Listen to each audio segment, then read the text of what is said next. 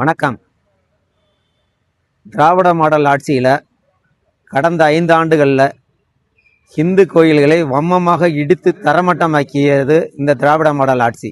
அந்த கோயில் அனைத்தையும் புதிதாக கட்டி கொடுப்போம்ன்ற உத்தரவாதத்தை பாரதிய ஜனதா கட்சியின் தேர்தல் அறிக்கையில் சேர்க்கணும்னு ஆன்மீகம் மற்றும் கோவில் மேம்பாட்டு பிரிவின் சார்பாக கேட்டுக்கொள்கிறோம்.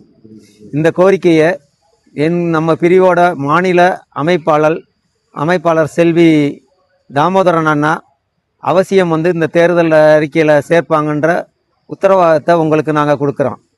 இதன் மூலியமாக உங்களுக்கு கொடுக்கக்கூடிய செய்தி என்னென்னா, இந்த தேர்தல் அறிக்கை தயார் பண்ணுறதுக்கு பாரதிய ஜனதா கட்சி சார்பாக டாக்டர் தமிழிசை சவுந்தரராஜன் அவங்களோட தலைமையில் ஒரு குழு கடுமையான முயற்சி பண்ணிக்கிட்டு இருக்காங்க.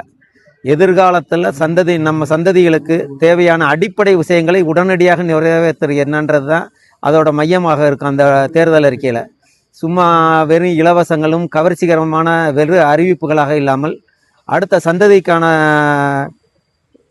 புதிய திட்டங்கள் என்னென்ன உங்கள் எதிர்பார்ப்பு இருக்குன்றதை நீங்கள் அவசியம் ஒவ்வொரு மாவட்டத்துக்கும் வரக்கூடிய அதற்கான வாகன பயணத்தில் அந்த ரதத்தின் மூலமாக வந்துக்கிட்டு இருக்காங்க. அதில் கொண்டு போய் உங்களோட அறிக்கைகளை சேர்க்கணும், உங்களோட கோரிக்கைகளை சேர்க்கணும் தாழ்மையோடு கேட்டுக்கிறோம்.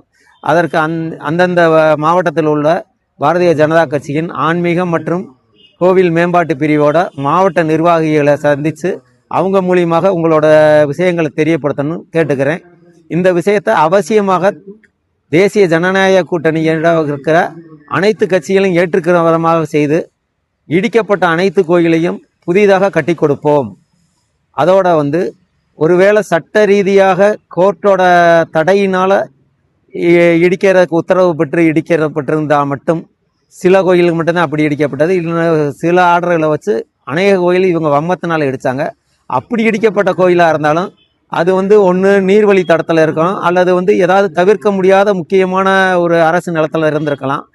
அதற்கு மாற்று ஏற்பாடாக புதிதாக ஒரு இடத்தை தேர்ந்தெடுத்து புதிதாக இருந்ததை விட இன்னும் சிறப்பாக அரசு செலவுலேயே அந்த கோயில்களை கட்டி கொடுப்போன்னு உத்தரவாதத்தை உங்களுக்கு நாங்கள் கொடுக்குறோம். நன்றி, வணக்கம்.